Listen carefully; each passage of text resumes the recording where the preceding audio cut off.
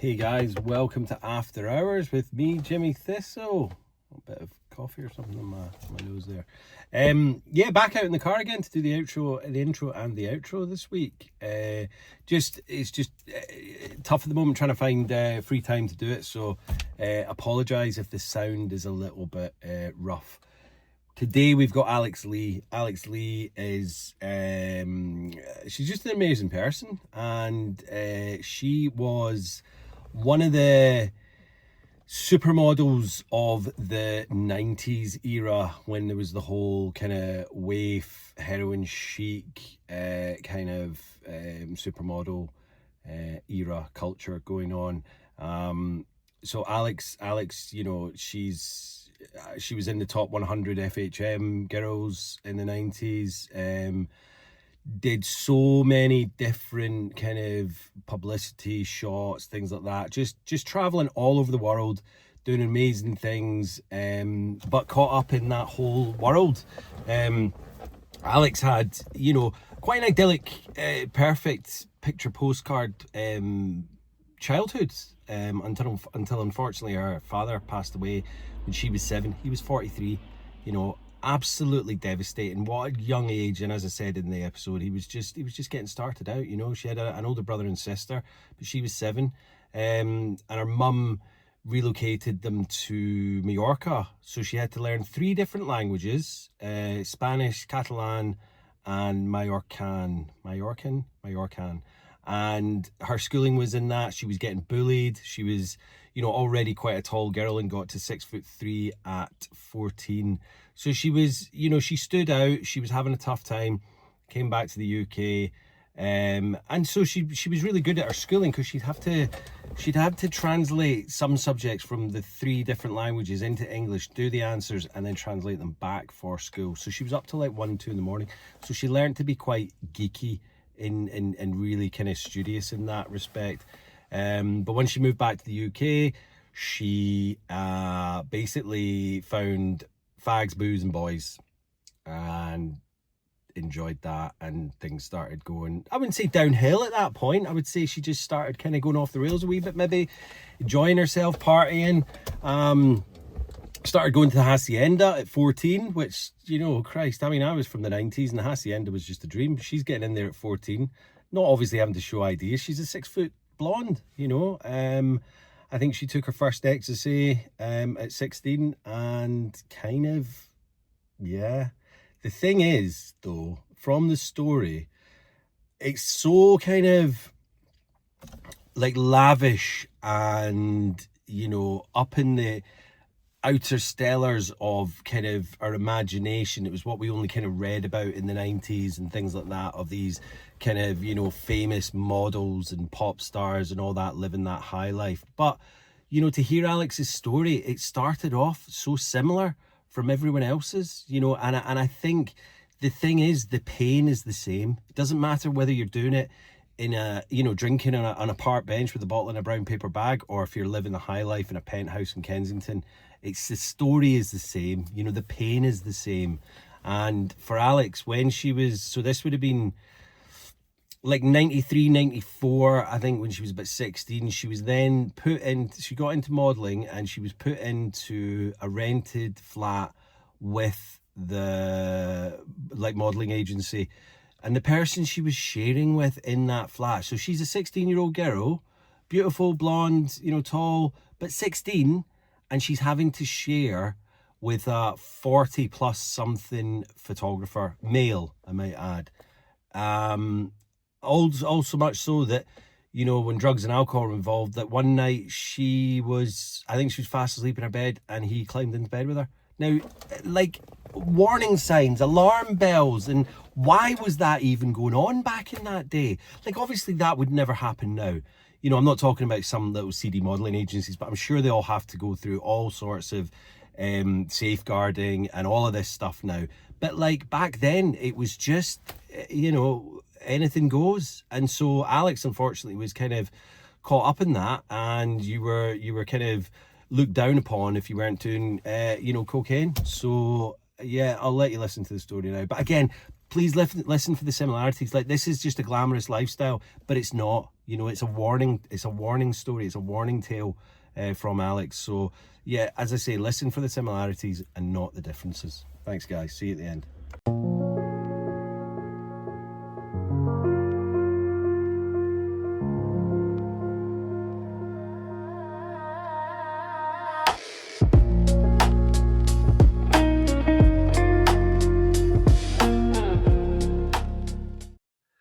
Hey Alex, welcome to After Hours. How are you today? I am great, Jimmy. Thank you so much for having me. I'm so excited. Oh, I've been excited about this. It's you know, it's so good to have you on. I'm glad we kind of solved a little technical problem at the beginning there, but it's been just lovely to chat to you and get to know you. So yeah, it's and we you're were chatting off air then. I could have spoken to you all bloody night. well. This is it. I was like, this should all be. We should all get this just on camera now. We should do this on camera because we've got a little connection. You're in Greece, aren't you, Alex? I am. And as I've told a few of my guests and people on listening to the pod, I lived in Greece for a couple of years when I was like 12 to about 14, and I lived in a place called Glyfada, and I went to the same school as your daughter went to, which is mad. It's absolutely mind-blowing. I am still so flabbergasted. We've got so much in common. Also, so you lived exactly where I lived. I've literally just moved about just before Christmas. Yeah. I lived in Glyfada for almost 6 years. Yeah. My kids go to the same school that you went to. I moved abroad when I was 10 until I was 12 for 2 years. So I know, how difficult it is to be taken away from all your mates when you're just getting to that. Getting started and all that. And my mum was like, you can write them letters. Now, I used to write them letters, but I think I've got a few letters back from them. They tell me something interesting. Do you have a little charcoal burnt cross above your door? On the threshold? I've got lots of religious images in here that I need to take down at some point because I'm not. Yeah. It's a bit creepy, to be honest. But do you know what?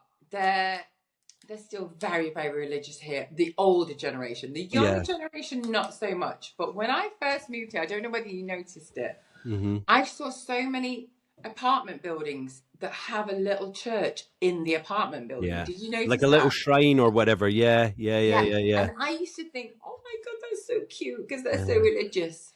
No, it's not. It's a tax fiddle. If the place is a place of worship, then they pay less tax. So that's why they do it. Oh, they're crafty. The Greeks, they're crafty. No, the little burnt cross above the door. I remember we went down into the main church in Glyfada, and there's the bit. It's obviously Easter time, I think, and we were spit roasting a goat at home during the day. We went down for this kind of celebration, and I believe they bring like a flame from Jerusalem, and it's the same flame, and then they bring it out of the church at the end of the service, and everybody lights their candles from this same flame, and we got one, and then you take it home with you, and you burn this little cross at the top of every threshold. Because I didn't even know that, but I just know that church in Glyfada, the one that you're talking about, my daughter still has nightmares about that because she got christened, and then she had to do her first Greek Orthodox service there, and she's never forgiven me. Yeah, it's very old school, very medieval. But my mum, when we first moved into the apartment, she was obviously cleaning it up and getting all this, and she cleaned these little black. She was like, what is this dirty mark at the top of the door? And then our neighbour told us what it was, so we had to wait till Easter to get it put back on. But I mean, we're not religious, but it was part and parcel of the whole culture. And to Greeks, Easter is like massive. It's like way so massive. Christmas. Yeah. Well, as I say, we had this huge apartment. Well, it was like maybe 4 stories, so like 8 apartments or whatever. And in fact, our landlady who lived on the whole of the top floor, she was like, I don't know, like some kind of Zsa Gabor, Nana Mouskouri. She was like an old actress and all this. But we had this huge big like party barbecue where we were spit roasting this goat, and everyone had to take a turn of turning the goat. And honestly, some of the best meat I'd ever had, Oh my God, those spit roasts are something else. They really are. Absolutely. It's amazing. So Alex, tell us a little bit about your childhood and, and when you had your first drink, and we'll take it from there. So, obviously, we've just spoken about I moved to Mallorca when I was 10. So the reason why is because, so I had a perfect childhood, amazing, up until I was 7. Right. And my father sadly died of cancer of the pancreas. He was 43, so 4 years younger than I am now.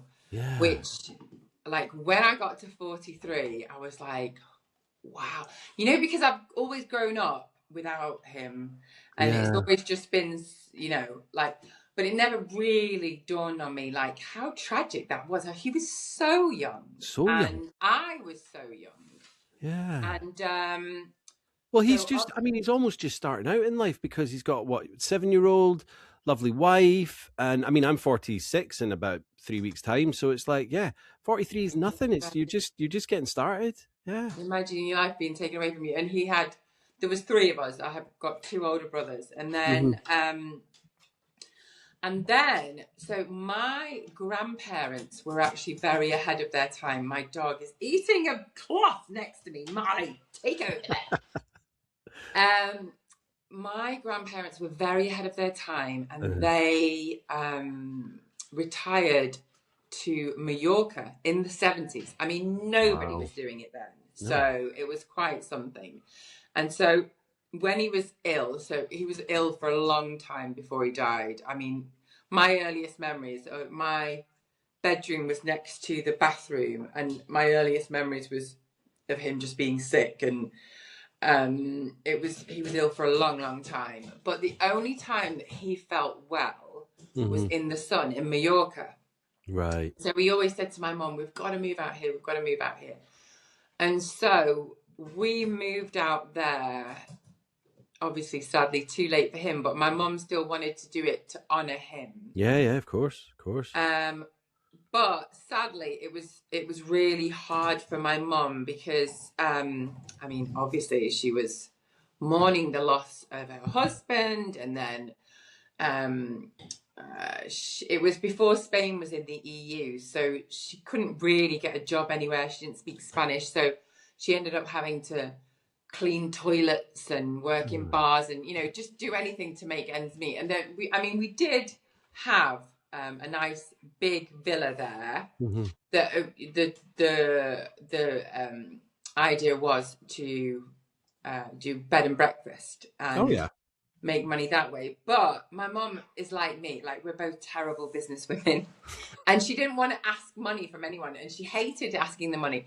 And so if she did get paid, then she would, give them so much breakfast, so much lunch, so much she ended up spending everything that they gave to her. Yeah, right. So rather than buying the cheapest food and like buying all the basics, but making it just going and spending all the best food and whatever for the guests. Yeah. And so in the end, we just couldn't make it work. We had to move back. And while I was in Spain, in Mallorca, I tried to pretend to my mom that I loved it because. Yeah. So you were what? How old were you when you moved there? 7, 8? Oh, 10. 10. Right. Okay, yeah. But actually, I hated every second of it. I was really badly bullied, really badly. And, the boys used to pin me up against the wall and pull my knickers down. Oh, Jesus. It was relentless bullying. And, but I felt as though I couldn't tell my mum because of what she was going to.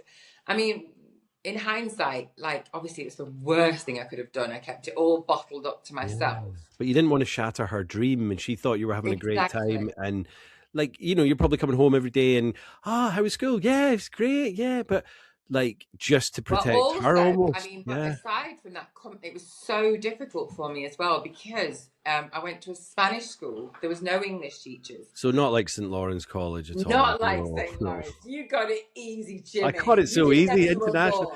Everybody spoke English. I had to learn a bit of Greek, but all my lessons were done in English. So, and most of the teachers were English expats.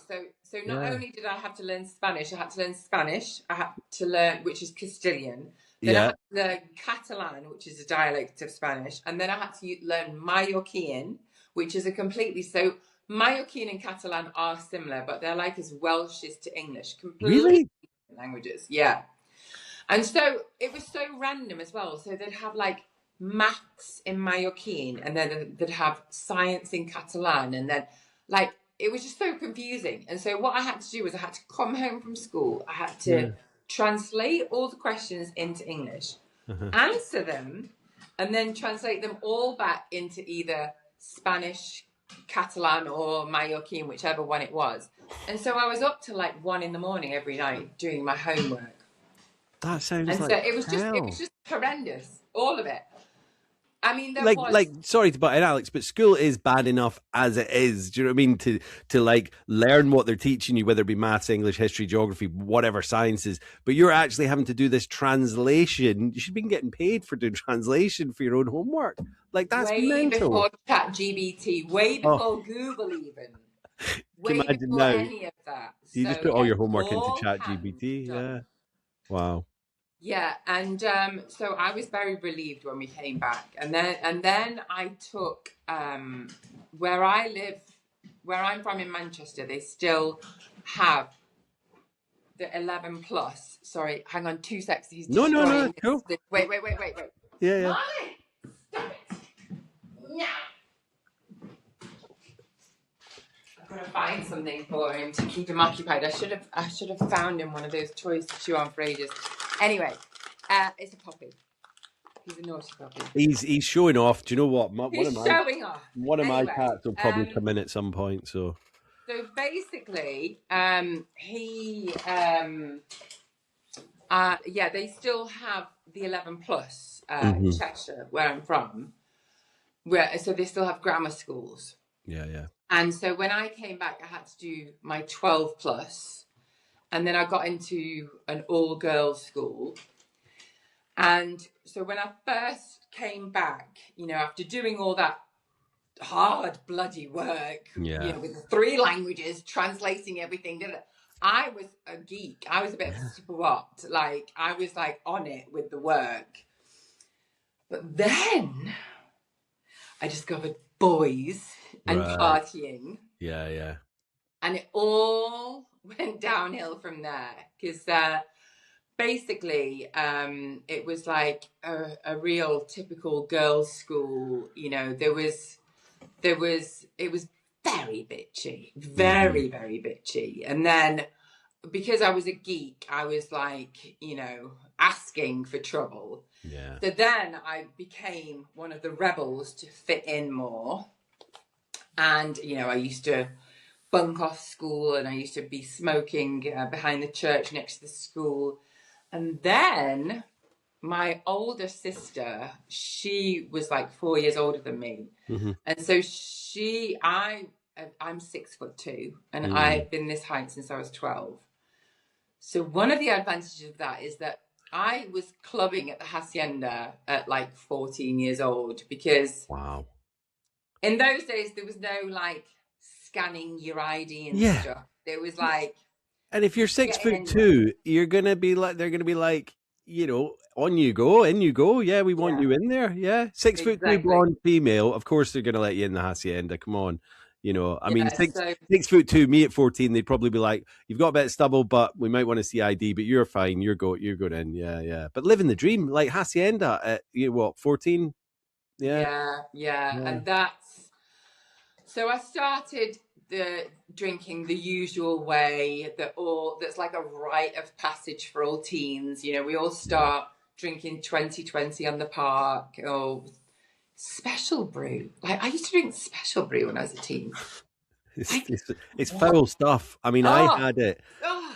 I lived in London for a bit, and my friend came round and he met me. Well, he was at my apartment before, and I'd given him the code to get into like our little kind of courtyard bit. And I found him in there, and we've got these amazing next door neighbors, and he sat outside my apartment drinking a can of special brew. And I was like, what are you doing, man? Like, we can drink nice stuff now. We're in our 30s. And he goes, what's the point in having a Scottish mate if you can't drink Tennant special brew?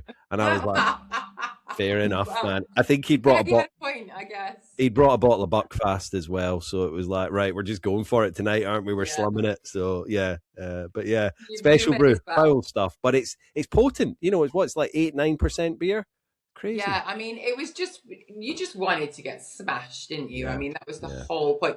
It was not to taste anything. It was No. just to get slaughtered. Like, As it quick didn't as matter what it possible. tasted like. Yeah. And so I did all of that. And then, of course, the Hacienda. Then there was drugs that crept in. And, you know, I took my first ecstasy at, I don't think my sister let me at 14. I think she probably let me at 16. Yeah. And I thought they gave them out free as you went into the Hacienda. Like, open your mouth. Oh, no, they didn't. They were 20 quid each. I know, I remember. And they were good, though. They were good in those days. I'm not saying condoning it, but at least you knew kind of what you were getting with 20 quid on a pill. But yeah, it's scary now. Yeah. I mean, you were literally paying Russian roulette. Roulette. Because, I mean, you just... But... We didn't care. Hindsight's a wonderful thing. And when you're young, you never think anything's going to happen to you. You think you're invincible. Yeah. And then I moved to London when I was 16. Because, like I say, I was this tall. A model agency asked me to go and try out in London for like 2 months. So were you just kind of spotted at, I don't know, school or a club or whatever, or were you just kind of headhunted? That's normally the story, isn't it? But mine's less cool than that. I wasn't spotted. No, my brother's friend was like, "You should be a model," and I was like, "What are you talking about?" Like, I was really like nothing to look at. I had train tracks, I had acne, I was dead skinny. But I mean, that was when the heroin chic was in, and like I was really, really skinny, really tall. And he took me to an agency in Manchester, so it's all thanks to him, actually. Okay. And then Sorry, Alex, did you? Sorry to butt in, but did you? Obviously, he said, "Oh, you should be a model," and you were thinking, "Oh, don't be daft," blah blah blah. But what did you have any other aspirations at that age, or was it just kind of partying and go out with your friends, or did you want to do anything other than before the modeling came along, like as in a career? Was there any thoughts of? Literally, I was really, really geeky and really swatty, and then as soon as I hit teenage years, I just wanted to make money to like go out and get wasted. Yeah. And so I had loads of jobs. Like I worked in a chemist for a while, and then I worked as a waitress in the Holiday Inn. Like I used to work at the Midland Hotel in Manchester all weekend. I used to go in on a Saturday, bright-eyed and bushy-tailed, to make my money to go to the Hacienda on the Saturday night, be out all night, go straight to work at the Midland Hotel on the Sunday again. This time, a little less enthusiastic. Of course. But I just wanted to make money because, and of course, my mum was a widow. She couldn't pay for anything for me. So at one point, I was making, when I was living in Spain, actually, in the summer holidays in Spain, you have 3 months off. Oh, yeah. And I was only 11. But because I was so tall and I looked so old, I was nannying 3 kids. 3 kids at 11 years old. The youngest one was like a 6-month-old baby. And I got paid an absolute fortune, and I was buying my mum's shoes and coats. And I had more money then than I do now. It was like, I was a right little entrepreneur. Oh, absolutely. Yeah. And so as soon as there was like talk about money and you know, London, I was like, get me there. Yeah.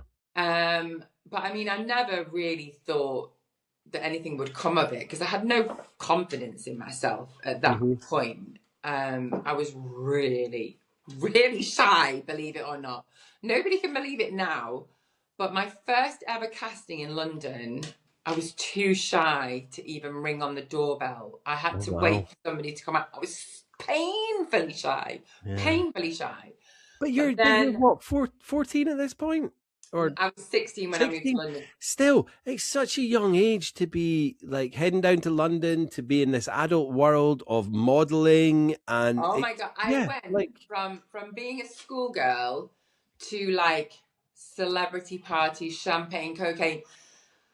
I was far too young, but bless my mom, she agreed to it because she was given the opportunity she was asked to be a model when she was that age, and my grandparents wouldn't let her. Mm-hmm. So she kind of has always thought, what if? And so she didn't want to deny me that chance. And then she just remembers the swotty, geeky Alex. She thought I was really sensible.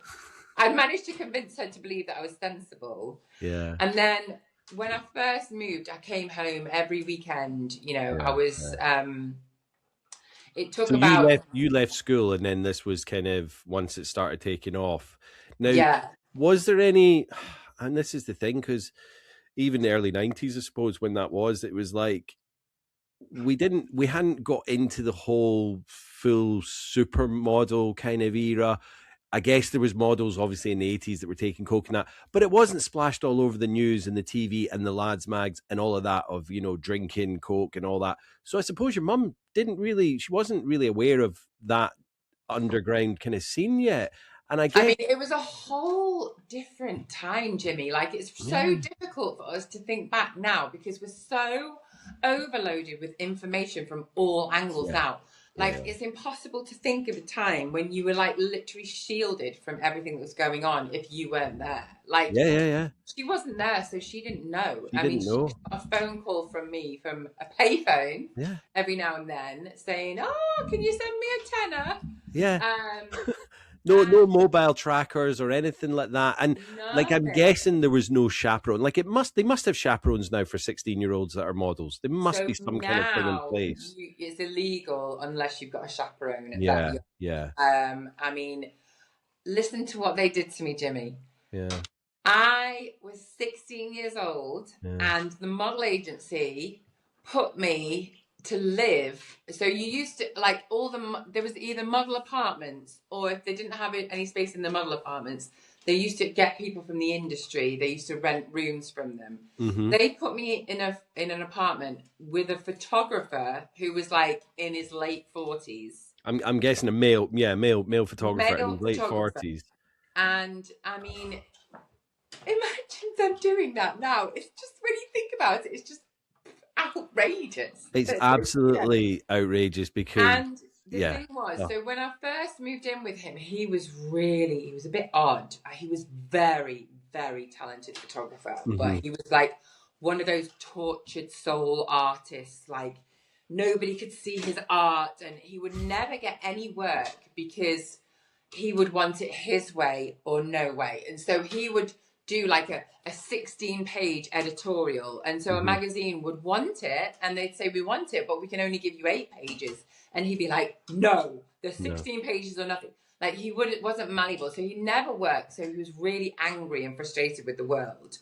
And so the first few months I lived there, I had to tread on eggshells around him because he just hated everyone and everything. And then he got to really, like, I started to gain his trust, and because I felt really sorry for him. I was like the mother, even though I was only 16. And then I started to, like, get him out of his shell and things. And then he took that the wrong way. And then I just remember one night I'd been out, and it's like I'd come back, got in bed, and it's like 3 a.m. and then he just comes in my room and gets in my bed. I mean, I'm not laughing, Alex. That's just, it's absolutely disgusting behavior. Yeah, crazy. I mean, to put you in that vulnerable position in the first place. But I mean, nobody thought anything of it. It was the 90s. Everything was so different. There just wasn't the awareness. Nobody really thought about it. Like, well, the thing is, 16, you can get married, you know, you can work, you can do all these things. So essentially they're treating you like an adult, but they don't forget that you are you're still a child. You're still vulnerable. You're a baby. You've only just left home, you know. It took me, I've been modeling for 2 years before somebody said to me, oh, by the way, you're self-employed, you know, you have to have an accountant, you're responsible for paying taxes, for keeping receipts, for keeping, like, nobody told me any of this, you know, that I was just literally put into London. Right, there you go, get on with it. No instructions, nothing. Because I guess like working at the hotel, you know, like any job I've had, I mean, obviously I'm self-employed now, but as a gardener, but like when you're working at the hotel, you get your pay packet, your tax is taken off and it goes to the tax man and your national insurance, and you get what's due you and you can do what you want with that. Whereas this is different and no one's told you, like, yeah, you have to do your own taxes here, Alex. And nobody told me anything. Yeah. And literally it was like, it was just a whole crazy world of just madness, really. It was just this whole whirlwind that I wasn't in any way, shape or form prepared for. And but I guess it was exciting because obviously you're saying you've been to the Hacienda, you're drinking and you're taking this and that, but it's like suddenly you're in this world where you're making a lot of money. And then are these things just being offered to you straight up, like, you know, from day one, or did they kind of give you a grace period? For the first 6 months, I was very shy, very wanted to come home. I was home every weekend. Yeah. And then after 6 months, so for the first 6 months, I was only doing like, so in modeling, there's like what's called an editorial model, and that's like the high fashion stuff. And with that, like you're doing really amazing, beautiful artwork. Yeah. But you're not making any money. So I was in like ID magazine, Dazed and Confused. I was working with like Rankin and really cool photographers, but I wasn't making any money. And then, after about 6 months, I started meeting people and I started getting invited to all the A-list events, and like there was just Coke everywhere. I mean, it really was like everybody says it is. It was just debauch. There was like a sugar bowl full of it and all that kind of stuff. It was everywhere. And like now we're sober and people are like, oh, you don't drink. Like in those days, in the 90s where I went, it was like, you don't take Coke. Like it wasn't even asked. Everybody did Coke. It wasn't, do you take Coke? Would you like a line? It's like, do you want a line? Because everybody took Coke. And then I started making a lot of money. And like I said, like, so then I grew curves and boobs and hips. And I was one of the highest paid lingerie models in the 90s. I had an amazing career. I was like in FHM's 100 Sexiest, you know, I was like, oh wow, so much money, it was ridiculous. And nobody had said to me, had given me any advice. I was like a kid, all of a sudden overnight I had all of this money. And so what did I do with it? I got completely twatted. And I got everybody else around me twatted as well. Because like literally overnight, all this money started coming in, and I just thought, oh well, this is it. This is how it's going to be. You know, there was no forward thinking that this is going to end one day, and you know maybe I should invest this money or. Well, that's the thing. I mean, you say you've got an agency, and you must have. Did you have a manager, or was that? So I had an agency, and they're all agents who work for you. Yeah. They were just interested in their 25% commission. Yeah. They didn't give two fucks what you did with your money. So no one was saying, right, you know, this is your career and it's got this much longevity to whatever. There was none of that. I was constantly reminded that when you get to your 20s, you're a has-been, because that was in my head always. And I genuinely, that's another reason that led me to drink. But that's obviously that's those people, I guess, saying to you, right, you need to make as much money and work as hard as you can right now, so they get their 25%, their 25%. They're not, you know, doesn't sound like they're really caring about your future. Were you putting money away, or was it just all going up your nose? And it was all going up my nose. I mean, I did eventually towards the end invest in property. Yeah. And towards the end of my career, I ended up with quite a good property portfolio, which I then lost in another lifetime. So that's another part of my story.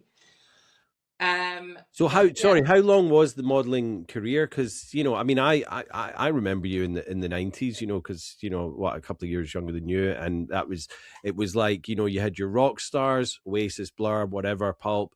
You had your TFI Friday, you had your Chris Evans and all those people. They were celebrities. Sarah Cox, you know, Zoe Ball. I think Zoe Ball's sober now. And then you had the top models, the supermodels and all that. It was like those three kind of factions. It was like, if you want to be someone, you've got to be one of these. And for me, it was like, you know, I didn't really play an instrument, but in my teen years, I wanted to be a rock star because all my heroes were either dead rock stars or drunk in a toilet bin, you know, whatever. I can see you as a rock star.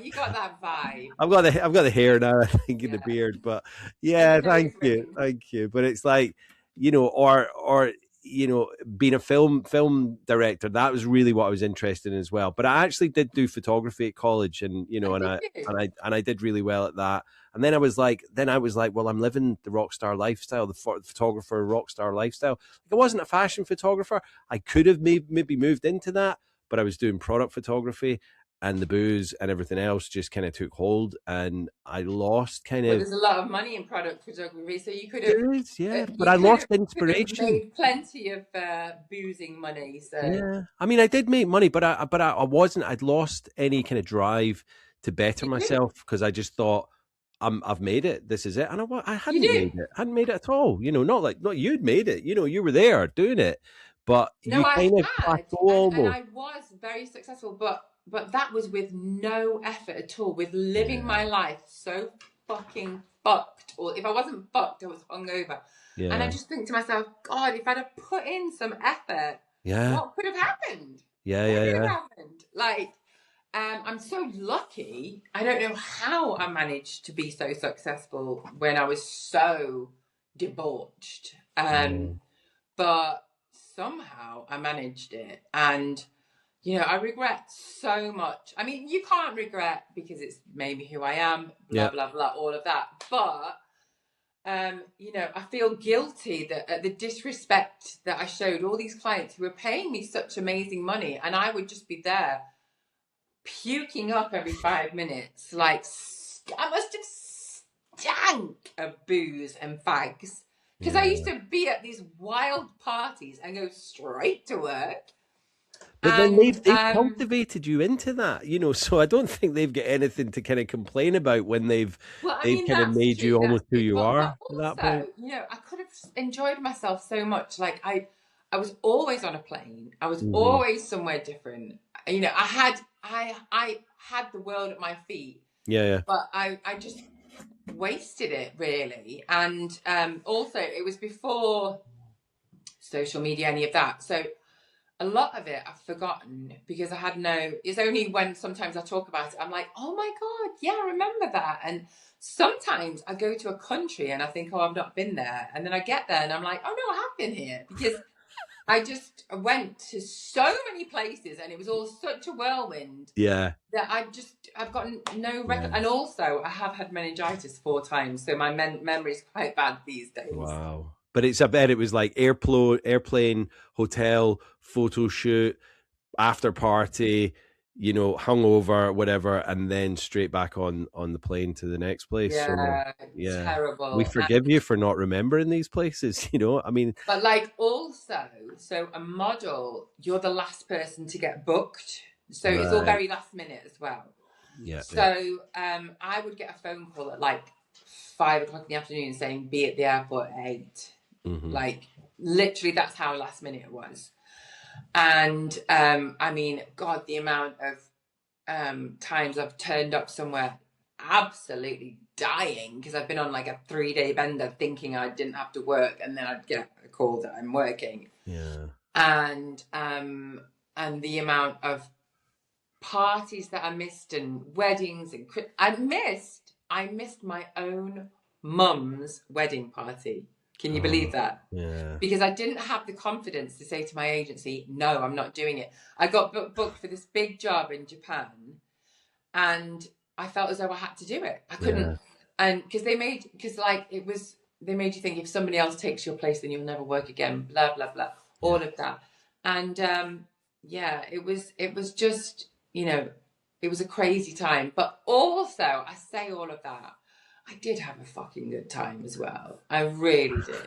I mean, Alex, it does sound, I mean, like, you know what, like you, I don't have any regrets. I had some great times. The only things that I say I regret is because it made me who I am. You know, I'm got amazing podcast. I meet amazing people like you. I'm a podcast. I love your podcast, by the way. Thank you so much. I got married in the summer to Jen, who's the most amazing woman in the world. So good together and so happy. Thank you so much. But it's like, you know, you were living the dream. That is kind of what people in the 90s, I mean, people like myself were like, that's what I aspire to be like, you know, that rock and roll lifestyle. If you'd said to me, right, you're going to be on a plane doing this photo shoot and you're the photographer and there's going to be a bowl full of cocaine and we're going to get you Grey Goose vodka on tap, blah, blah, blah, all of that, I'd have been like, yes, this is it. I've made it. That was my life. Of course. That was my life. Yeah. You know, like VIPs, parties, like I mean, they make me laugh so much now, VIP areas. Like, literally, there's like a piece of rope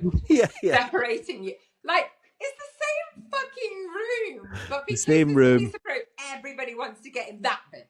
Like, because that's where the movers and the shakers are. Yeah. It's just so it's all so stupid when you think about it. But like, but then the beginning of all of those nights are always so exciting, and like there's the adrenaline, and but then that bit lasts for what, minutes. Yeah. Then it just all goes dark from then on. You're trying to chase that initial thing the entire night, and for me, and I'm guessing for you, because I've got friends and people that, like, they would know when the night was done and they would go home and they would have only had this. But for me, it was like I never wanted it to end because I was constantly chasing that drunkenness or that high or you know, just the night never to end. And then it'd be days, weeks, you know, and it was just constantly chasing that.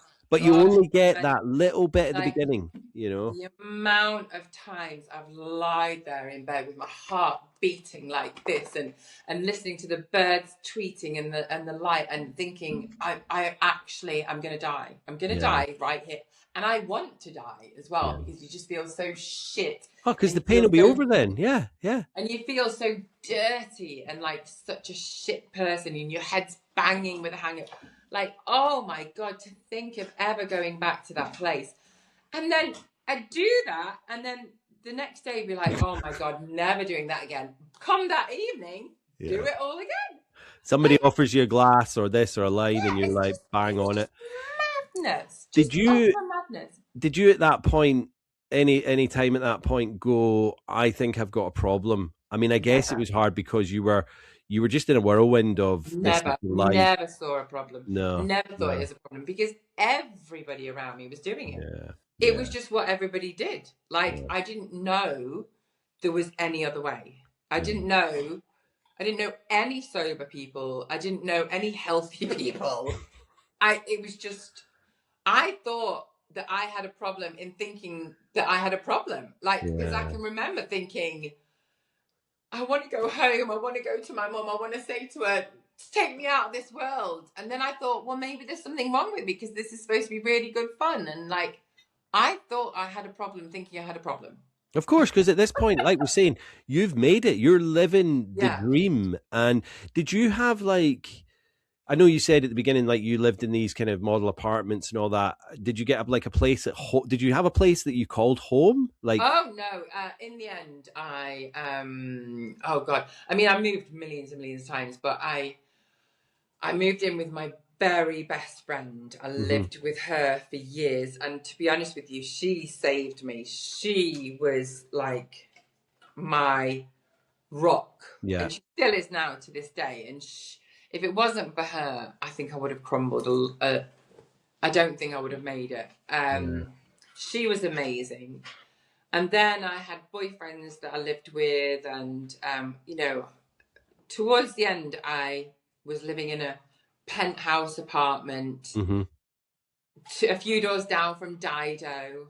I had a driver. I never looked at the price of anything. I just had my my bag used to be stuffed full of cash, and I never looked at the price of anything. I had no respect for money, and boy, did that come back to bite me in the bum. And then also in my flat, me and my ex-partner, we had this Bulgari perfume box, and it was just full with coke all the time. Wow. Full. And it was just hedonistic. Very. Yeah. So I mean, it sounds like just an absolute whirlwind, like you said. But did you have like any times when you'd get back from like traveling or whatever? I mean, did you have much time off, or was it just constant? Would you have like a couple of days or a weekend or a week off, or so anytime I did have off, I would think to myself that I'm never going to work again, so I could never enjoy my time off because I was led to believe all the time that this is so. Oh, they've instilled that in you, yeah. I mean, they instilled it in me, but also somehow I never saw the money ending. It was a weird place to be because I got used to the money, but I was still very insecure about my job. It was like this weird double thing, and so I never enjoyed my time off because I was thinking, is it because I'm fat? Is it because I've put on weight? Is it because I'm getting older? Is that why I'm not working? I never enjoyed any time off, and it's not. I remember not my first agency, my second agency that took me on in London. They said to my mum, she's got to have skin like a rhinoceros to be able to survive this industry. And it's so true. It's actually amazing that I'm still here today. And also that I've managed to heal my brain because it was very, very fucked up for a long time. And well, when that's the norm, when that's the norm, like, my experience is obviously a bit different from yours, but I was drinking and using as well. But it was like, it would be weekends because I had a 9 to 5 or pub work or whatever, I still had to hold down this kind of work and all of that. So you to be just on it like 24/7, that whole culture almost is just how can a lot of people come out of that? And I know a lot of people don't. They do get completely messed up. And you're very lucky. But the thing is, when you're in it, you do, like, again, I mean, due to the no Google, no ChatGPT, like there wasn't the awareness of what we were doing to ourselves in those days. And so as far as I was concerned, drugs and alcohol made me feel better. And so I genuinely used to feel like shit all the time, but I never put it down to alcohol or drugs because all I knew is that they made me feel better. As soon as I felt really, really, really, really shit, like I couldn't take it anymore, I used to take drugs and booze and feel better. So I never, ever thought that for 1 second that could be contributing to my extreme mental health problems because I've always suffered with mental health issues, and I was self-medicating. That's all I knew how to do for all my adult life. I mean, all my teen life as well. And it's only been the past 3 years that I've started to undo all of that. What I'd learned, I had learned that any issue comes, I just make the pain go away by getting twatted, and I just run from any feelings. I never felt anything ever for very long because I just you knew what to do. You knew your tools, and like back in the whenever. Like, you said you were a smoker, I was a smoker. We knew that the cigarettes were bad, but we didn't have any clue that alcohol was causing 7 types of cancer, or, the cocaine was causing massive mental health issues to a lot of people. And, you know, I was taking LSD and all sorts of other stuff as well. And it was like, we'd no clue. We didn't really think about it at the time. And it was like, you know, I used to think that a lot of drugs, if I was taking drugs rather than alcohol, then it was cleaner. It was cleaner for my Me system. too. You know, In alcohol Colombia, would, they have it for breakfast. yeah, like what's this? But we knew that cigarettes were bad, and I was like, yeah, but that's not going to affect me till I'm much older. So you know, Exactly. I'll be But quit it by affects then. everybody else. It won't affect me. Exactly, yeah. But like, obviously, in the past 5 years since I've been sober, learning about just how bad alcohol really is. Like, obviously, drugs are a massive problem, but alcohol is killing way more people than all the drugs in the world put together. Like, that's the thing. It's tobacco, alcohol, and then drugs are quite a bit far behind. Do you know what I mean? Because they're not. When you step out of that world and you Mhm. finally take it away from your life, and it changes every aspect of your life, ways that you would never dream that it could change, that you would never have dreamed were even a thing that alcohol got, like your skin, your Yeah. weight, your anxiety, your Clarity. relationships, your even things like your patience. Like, Yeah. I mean, things that you never even noticed Mhm. weren't, you know, it just changes every aspect of your life.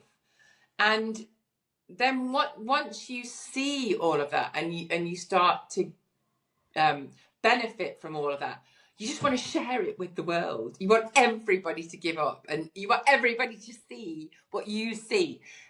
But nobody wants to see it.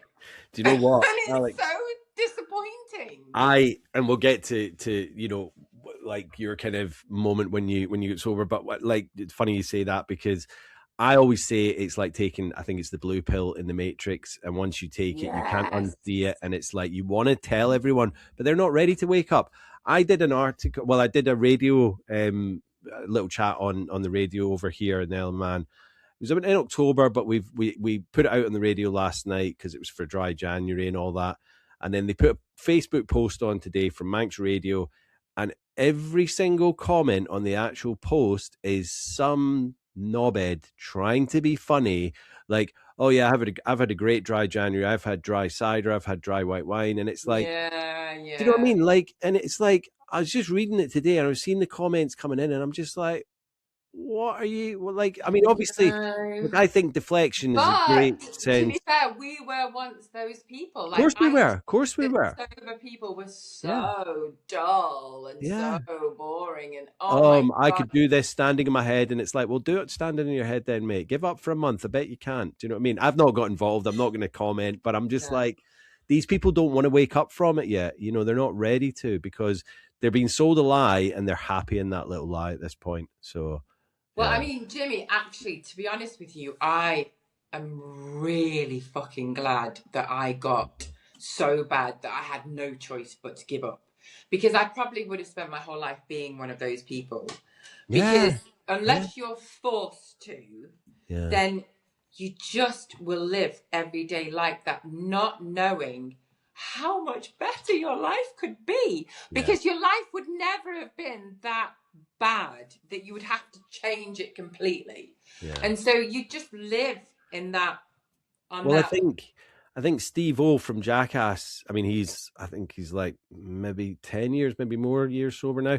And he said he is so thankful that he had to get sober and clean. Yes, because if he hadn't got sober and clean, he would have just had this slow and steady decline of killing and poisoning himself until a potentially early death. You know, we're not talking super early, but, you know, like maybe late 50s, early 60s. That's still super early. You know, you shouldn't be dying at that point, but that's what the alcohol and drugs are doing, you know? And it's but not only that, you will never, ever, ever see your full potential, ever. Yeah. In any area of your life, any area of your life. Like, for example, my thing now is fitness. I love the gym, and I'm like one of those cliches, and I don't care, because I dragged myself around for so many years. I just thought feeling shit was normal. Mm-hmm. I thought feeling shit was just part of getting older. I put it down to, oh, the menopause. Oh, you know, of course, this is normal. I never, ever, ever would accept that alcohol had anything to do with it. And then when I cut alcohol out of my life, and then I put it down with the other pillars, with good sleep, with good exercise, I feel like a fucking superhero every single day, right? I really do. And I will never take that for granted, ever. And do you think that it would ever have been possible when I was drinking? Because you never, ever get that consistency where you can, like, for example, over Christmas, even though I couldn't get to the gym, I still, every day, I would either do a run or do a few minutes YouTube exercise. Not massive amounts, just a little bit. Because I know that as soon as you stop, you're back to square one again. You just got to keep your toe in. You just got to keep your toe in. But when you're drinking, you're just never going to have that motivation. You're never going to have it. You'll just wake up thinking, oh, fuck it. Oh, I'll miss it today. Yeah. And then tomorrow, fuck it. I'll just miss it another day. I'll do it next week. And then, but it's month, like that with every aspect of your life, with exercising, with eating clean, with your relationships. Oh, I'll deal with it. With work. Everything gets put off. Everything gets put off because it makes you lazy, and it kills all your motivation and your drive and your enthusiasm. It takes it all away from you. It's like the silent assassin in your life. There's so many people that, and I was one of them, because I used to do jobs that I absolutely hated. I was stuck in an office doing data entry or whatever. Sometimes I would do quite well, and I would maybe get moved to like middle management, and then I'd be like, what the fuck? And then I'd do it. I'm a gardener now, and I absolutely love it. I'm outdoors. I work for myself. But when I was in that, I would love to be a gardener. Oh, do you know what? I mean, not on a day like today, because it's absolutely chucking it down. But, you know, I'm still out in it and doing it. No, but do you know what? Still, even that. I mean, I don't know whether it's because I live in Greece, and so it's like still kind of a novelty for me. But I love being outside in the rain. It makes you feel alive. Do you know what? I get home and being outside in nature is everything. So to be a gardener, I know. I put a lot on my drinking because I was unfulfilled in my life, my job, and all that. But you get these people, and as I say, I was one of them, who'd be counting down the hours to getting home and cracking open that bottle or that can, and then just like, you know. But the work that you're doing is kind of it's mediocre at best. Do you know what I mean? Because you're counting down those hours. Like, if you're not happy in the job that you're doing, fucking quit it. Get something else. Change it in your life, you know, because you only get one chance at this. But there's so many people, and it's like, well, I've got that big TV to pay off, and I've got the holiday to pay for next year. And I get all that stuff, but it's like, bring it back to basics and enjoy your life, you know. And if alcohol's in there holding you back, that one day they will. Yeah. One day. Yeah. And then before they know it, they're 50 or they're 60 and they're retiring, and it's like, you know, they used to say, I think Billy Connolly was saying when he worked in the shipyards in Glasgow, he was saying they would work till they were 65, they'd get a gold watch, and then you would see them a few times, a few weeks, months down the pub, and then they would stop coming, and then they would die. And that was it. Literally like a year or two after their 65th, and they were gone, because that was all they knew. That was their whole life. And once it was gone, it was gone. But it's like, you know what? There's so much more to life. Sad, isn't it? It's so sad. It's just existing. It's not living. And like, again, another reason for us to be so grateful that we saw the light. We have seen the light. Most people will never get that chance. I mean, I pinch myself every day because, and then, you know, if I was to think, oh, you know, 5.5 years nearly, like, yeah, I could probably go out tonight and have a beer, and I'd probably go, it's a beer, and then I'd leave it. But you know what? If there's a 0.1% chance that I'd go back to where I was after a beer, why would I take that chance? And I know that the chance to me going back Jimmy, are like, it's 99%. A lot of people say that to me. They're like, could you just have a drink? And I'm like, yeah, I could have a drink. Like, just because I had a glass of wine wouldn't mean that I'd go on like a 12-day bender straight away. That's not what would happen. But what would happen, I know exactly what would happen. I'd have one drink and I'd think, there, I had one drink. That's fine. Then next week, I think to myself, I had one drink then and I was fine. So I'll have a drink tonight as well. Yeah. And then the week after that, I think, I've had it. So I'll have 2 glasses of wine tonight because I'll be fine. Mm-hmm. And then that's how it would creep back in. Oh, without a doubt. And it's a slow, steady kind of build up. And it's like, before you know it, you're like, how did I get back here? And, you know, and it's so like sneaky. But the it thing is, sneaks up on you without you even noticing. And some people think, well, they don't really anymore, but I guess back in my early days recovery, they were like, oh, you know, do you miss it? Would you want to have one, or is it just that you can't? And maybe that was the case back then, but now I'm like, I don't want it. Like, it doesn't have any interest to me. And I'm like, I can see what it is now for the lie that it is, and I don't want any part of that anymore. And it's like, my life is so much better without it. So, Alex, when did it kind of, you know, obviously it was kind of debauched and all that with the modeling. When did it kind of start getting, did it get even worse? And when did the kind of wheels really kind of fall off for you and you thought, I need to make a change here? So, everybody talks about rock bottoms, and I had so many rock bottoms. So many. And they keep getting lower and lower, don't they? Yeah. Oh my God. I mean, I used to feel sick at myself on a regular basis, be so ashamed of myself. Yeah. Because I was a real dick when I drank. Like, it agrees with some people. It never agreed with me, ever. Mm-hmm. And then people, it said over the, like, my mum always hated me drinking. All my partners have always hated me drinking. But I'm like, oh, what do they know? I'm fun. Yeah. And also, just, it was such a crutch to me. I could never imagine life without it, ever. It just was incomprehensible. So I was like, they're just going to have to deal with it. And I'm just going to have to deal with it too. Because I don't like me when I'm like that, but I don't like me any other way. And I feel as though this is helping me when I don't like me. And, but anyway, so I had like periods where I would drink on nights. I was always a bit of a binge drinker.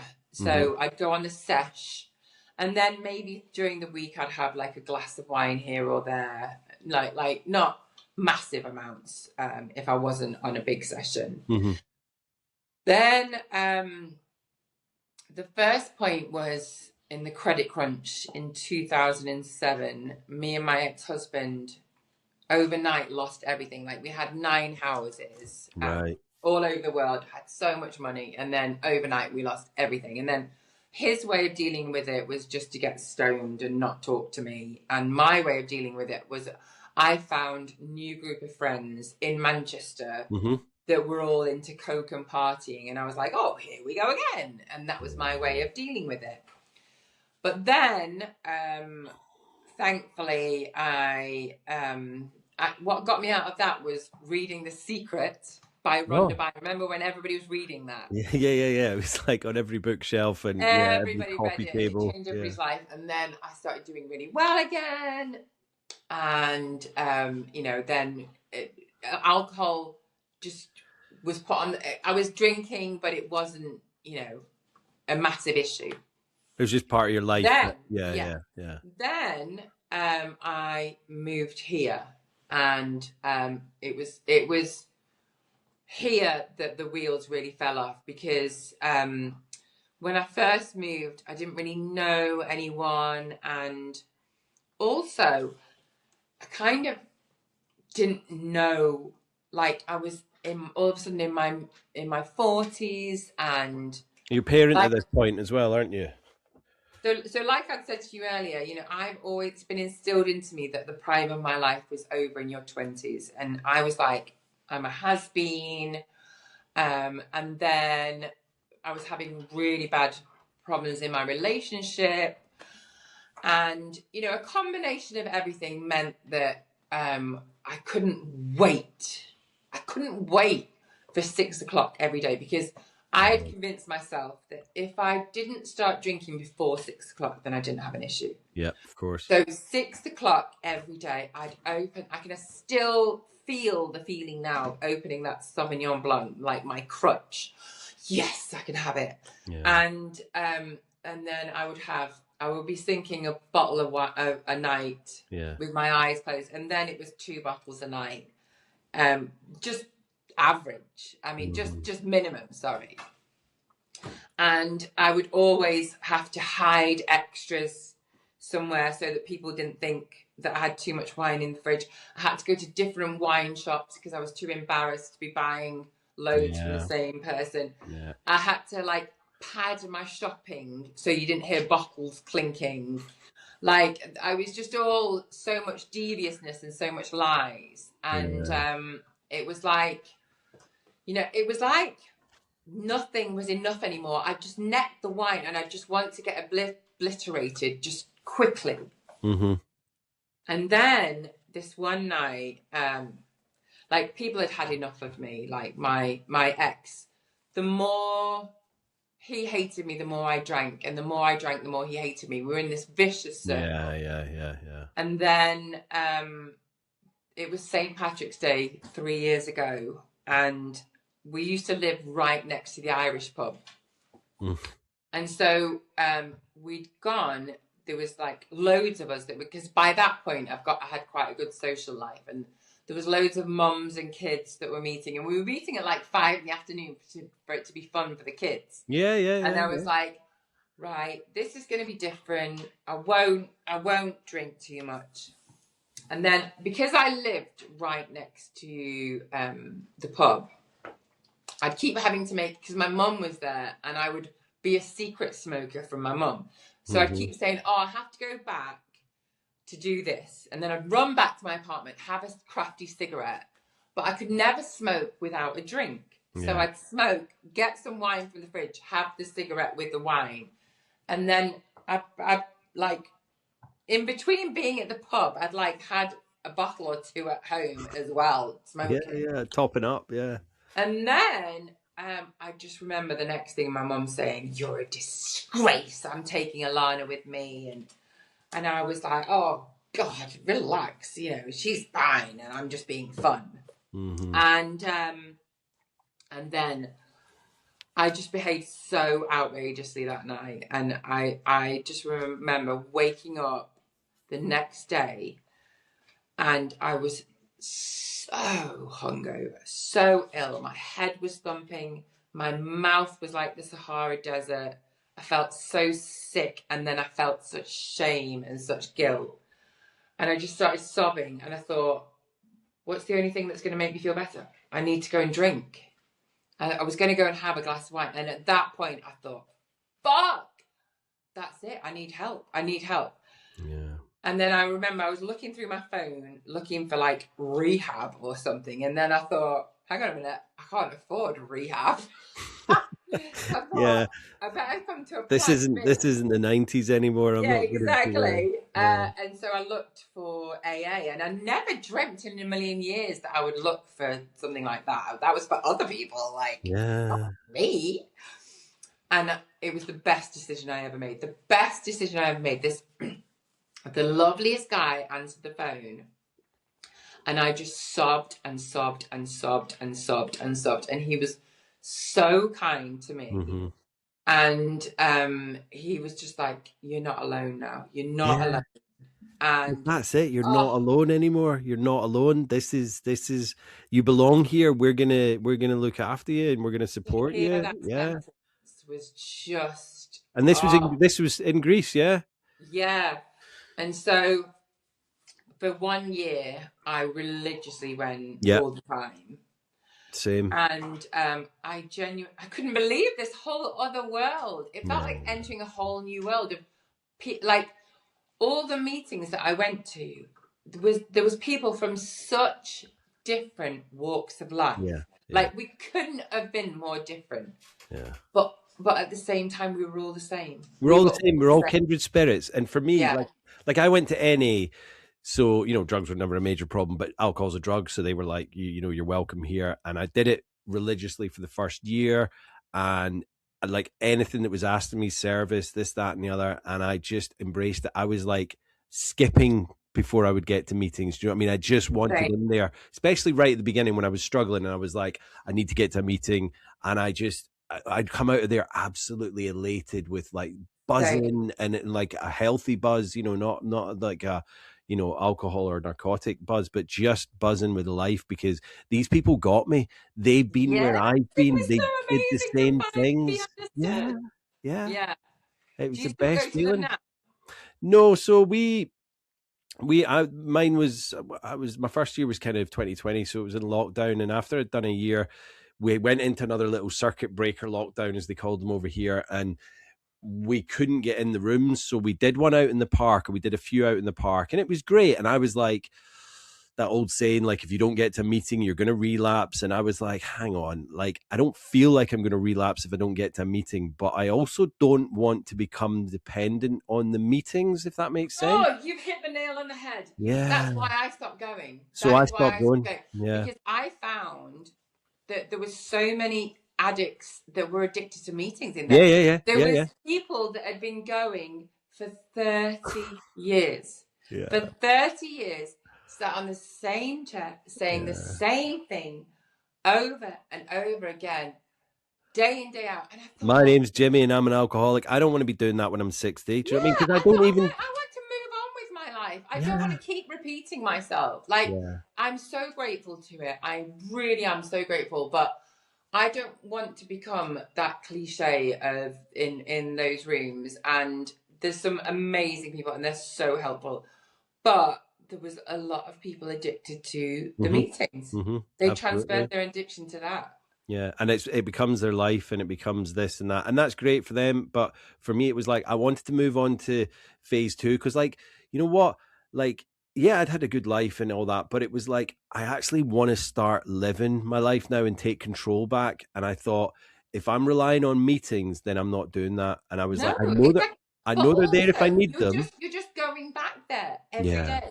I don't want to think about it every day. I want to think good things. Yeah. I don't want to take myself back to that dark place every day. I don't want to be reminded of it every day. Yeah. I've moved on from that stage of my life. So a year was perfect, and like I got a little cottage up in the hills here. We live the same life. Well, this is the thing, Alex. It's like this is, you know, we're kindred spirits. Like all of us, we're in the same tribe, and I think that, you know, meetings aren't for everyone, and they're not. But this is why I do the podcast, because the stories that I heard in those rooms were what helped me. People sharing and coming out with different stories every week, and then telling them different aspects of life. This is why I do this, because it's getting people's stories like yourselves, your shares, out to the people that are struggling, that don't want to go in the rooms. They're just listening at home or on their phone, and they're just hearing little snippets, and they're going, that's what I say at the beginning. It's like, listen for the similarities and not the difference. Because I went to AA many times before, and I came out of there going, I'm not an alcoholic. I'm not an addict. I'm not like these people. Because, but then it was like, when I started listening to the similarities, I was like, oh yeah, I am one of them, you know. But, you know, my whole life is still steeped in recovery because I do peer mentoring work at our local addiction charity. I'm going to be training with Janie Lee Grace. You know Janie Lee Grace? No. She was I think she was one of the backing singers for Wham back in the day. Not is it Mel and Kim, was it? Mel and Kim, respectable. I used to love them. Yeah, so I don't know if she was before or after. People are going to be writing in going, oh no, she's this. But then she did radio stuff with Steve Wright as well. So she was a co-host on one of his shows in the early 90s. But then she does sober coaching now, and she teaches sober coaching. So I'm going to start that in April. So yeah. Well, no, I mean, I think as long as you do service in some way, it doesn't mean it doesn't have to be in the rooms. Like, basically, I think the natural progression of being in recovery is you want to do service. Yeah. You want to help others. You really want to. I never wanted to see anyone in the same position that I was, or, you know, I'm sure you're like, I would do anything to help anyone. And naturally from, you know, you've got your podcast from my social media. I get people messaging me every day, every single day. Women that have got the same stories to me. They're in their 40s. They lost themselves. The mummy needs wine culture got them. and they relate to me, and I love speaking to these women and encouraging them. And I've got quite a few that I'm speaking to regularly that are now, months down the line or weeks down the line or years down the line. Yeah. I speak to this one woman in Buenos Aires in Argentina. Wow. And she's like just over a year sober now. Yeah. And she's like, it's amazing. It's just amazing. You should look into doing some sober coaching if you've not thought about that, because you've got such a kind of warm, gentle way about you as well, and you're easy to talk to. And I think you'd be amazing with your kind of, experience and your story, because obviously you're there. Like, there's so many frightened people out there that can't get it, and they're either day one or they're not even at day one yet. And it's like, do you know what? I'm not going to say it's easy, but it's doable. Like, if I can do it and you can do it, then fuck, anyone can do it. Do you know what I mean? They've just got to want to do it. That's the difference. They've got to want to do it. Because for a long time, like, my family and friends and loved ones were saying, like, you need to stop drinking, you need to stop doing this and doing that. And I was like, yeah, I will. But you can't make anybody do it. You can't make anybody do it. The decision has to come from you.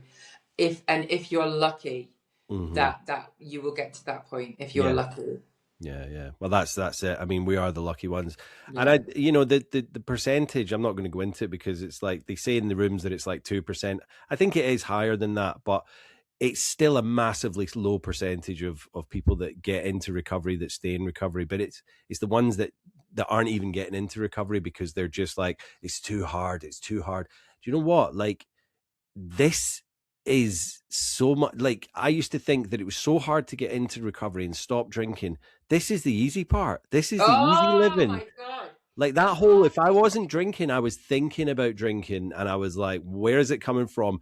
Am I going to a party? Who's going to be supplying it? Am I going to have to bring stuff for me, for other people, for this, for that? Do you know what I mean? It was just constant. And then preparing in your head, like, well, if I finish work at that time, that means it's given me a few hours to get home, and then I can drink until this time, and it was constantly planning your whole life around drinking, around. Absolutely. Well, I can't do that because I'll be hungover, so I have to make it like where are we going to go for lunch? We're not going to go to a cafe because they don't sell alcohol in a cafe. If we go to lunch and we have this lovely little pub bistro lunch or whatever, at least I can have at least 2 or maybe 3 pints in the time that it takes everyone to have their lunch. It's like, that's not living. Free from the chains now. Yeah. Alex, do you regret getting sober?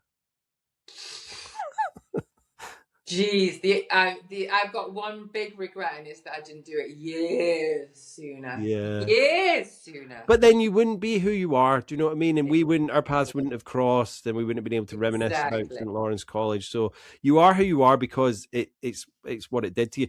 The only regret I have is maybe the emotional torment that I caused my family and loved ones. But me too. I really, really regret that. But everybody's forgiven me, and I've forgiven myself as well. Yeah. And you only know what you know. And like, we didn't know any better then. Like, we weren't bad people, Jimmy. No. We just that was our coping mechanism. Yeah. And the fact is, everybody that loves us, that's around us, can see how hard we tried to change that about ourselves, and we did it. And we should be so fucking proud of ourselves for doing that. And like, my daughters now are so like, the younger one not so much because she doesn't really understand it more, but my eldest child is so proud of me, and her being proud of me is just it's I mean, I don't have kids myself. My stepkids will never see me as I was, but having my parents, speaking to me again, and my brother and his partner, they all went through it. I dragged them through it with me because they were trying to get me into rehab when COVID was starting up, and all of this stuff, the anguish and all that. And there's still work to be done there, but we're all on great terms now, and it's so amazing. What advice would you give to someone that was, like we're saying, early days, or wanting to make a change in their life, or just starting out? you can't get sober alone. You have to have somebody around you that understands and find a community. And it doesn't have to be AA. Like AA worked for us. It, like you said before, it doesn't work for everyone. But now I really think that there's a tide turning and people are starting to see the light. And there's so many sober communities out there that, you know, you don't have to do it alone. You do not have to do it alone. But don't try to do it alone, because it's just impossible. Because all your old demons will just be there fighting against each other. You need to be able to share what you're going through with somebody who understands. No, I love that. I love that. And it's like you say, it's so scary to even attempt it on your own. And there's just so much more. I tried so many times before I quit to give up on my own. Yeah. Because I was stubborn. I was like, nah, I can do this on my own. I've got it licked and I know what I'm doing. I wasn't actually ever really at that point thinking, well, I'll never have a drink again, because I hadn't accepted that yet. Same. But I think the acceptance in the community now is so much more, even than 5 years ago, of like, if you say to someone you're not drinking or you're sober or whatever, they're like, oh, right, okay. You know, whereas it's like before, people really change. Yeah, so quickly. And I think we're going to start seeing labels on bottles and more awareness, and just like big alcohol's had its days, I think. Do you know what I mean? It's had its heyday. I think we're going to think about booze in like 10 years the same way we think about cigarettes now. Yeah, definitely. And it's good to hear that, you know, obviously in the modeling world where, you know, where you were, it's like there's so much more, what do they call it? Not safety protocols, but oh God, they get looked after so much. Because it's just what you had to go through, you know, no one should have to go through that. And I'm so glad that you came out the end shining and shining bright. You're looking amazing, Alex, and you know it's just awesome. Do you have any recommendations for a book, a podcast, or a film? So the books that I read this one called Soberful. Oh yeah, I've not heard of that one. She's called Soberful. She's by a lady called, oh God, what's her name? It begins with V. And Russell Brand's Recovery. Yeah. As well. I mean, he's a bit problematic, but I do like that book. He is very problematic. He's so funny. He is really funny. And I do love the way that he describes everything. And I did relate to he's been there and he's done it. And it's, you know, it's he's got the experience, and he's just I'm just looking that one up. Veronica Sales, is it? Huh? Veronica Valley. Veronica Valley. Yeah, I'll put that in the show notes. It's a great book, that. Yeah. And I literally just read anything and everything. I just read all the books, listened to all the podcasts like yours, and you just immerse yourself in all things sobriety, and then you soon see that it's this whole big world that you're becoming a part of, and it's so exciting to become like, I always used to think of myself as like one of them, you know, like the smokers outside the clubs off her face. I was one of that gang, but now I love being one of this gang, the sober gang. It's weird how it shifts, because I used to think that gang, like the smoking, the drinking, was the cool gang. It's really not. It's not anymore, anyway. Wherever we are, absolutely. Cool, well, exactly. We make the gang. We make the gang, exactly. Alex. Yeah. What was I going to say there? The Outrun. Have you seen that film? It's got Saoirse Ronan in it. It's by Amy Liptrot. The book. She's English, but she lived in Orkney or Shetland, one of the two, and she grew up there on a farm. And the book came out, I think, maybe about 10 years ago. And then they did the film, 2024, I think. And it's the most amazing, brutally honest, but beautiful depiction of, you know. What's it called again? It's called The Outrun. The Outrun. Okay. Yeah. I'm gonna write that down. The Outrun. I think it's either on Amazon. It might even be on Netflix now, but it's such a good film. I mean, it's powerful, it's brutal, but it's like, and it's Amy's true kind of life story. Yeah, it's her kind of Love memoir that. of it. But Saoirse Ronan's brilliant in it, and it's well worth the watch because, like, there's a bit in it. I went to the cinema with Jen to watch it when it first came out, and there's a bit in there when she runs home from work or whatever, her boyfriend's in the living room, and she goes, yeah, just a minute, pour me a glass. So he's pouring her a glass of wine, but she runs into the bathroom, she goes behind the stem of the sink and pulls out a little half bottle of vodka and starts glugging it. And I looked at Jen, and I was, because Jen knows all my old tricks, and that's what I did. But I thought I was on my own doing that, and then it realized it's a thing that everyone does, you know. Yeah, no, I know. There's all those sneaky little lies that we used to tell everyone and ourselves as well. Yeah, well, that's it. We're lying to ourselves first and foremost. Yeah. Oh my God. Do you know what? Do you know one thing that will never get old is that I can trust myself now. Yeah. I do what I say I'm going to do. Yeah. And it's so, like, I never used to let other people down. I'm always been quite, I would drag myself, come hell or high water, dying of a hangover if I said I'd do something. But myself, I would let myself down all the time. And I don't now. And that is a beautiful thing. And to be always available, like a few years ago, a friend of mine said, and I did his garden as well, and he said, oh, you know, his wife had to go in with, I think it was a suspected appendicitis, maybe something quite serious, but it was like they'd had a few friends round drinking and all that, and it was like quite late on in the evening. He had to get his niece, she hadn't been drinking because she was 17. She hadn't been drinking at all. She had a provisional, so he had to get her to drive the car to the hospital. And he was telling me this story, and I said, Matt, you should have just phoned me. Oh my God, imagine how, like, you phoned me. Free from all of that. Yeah.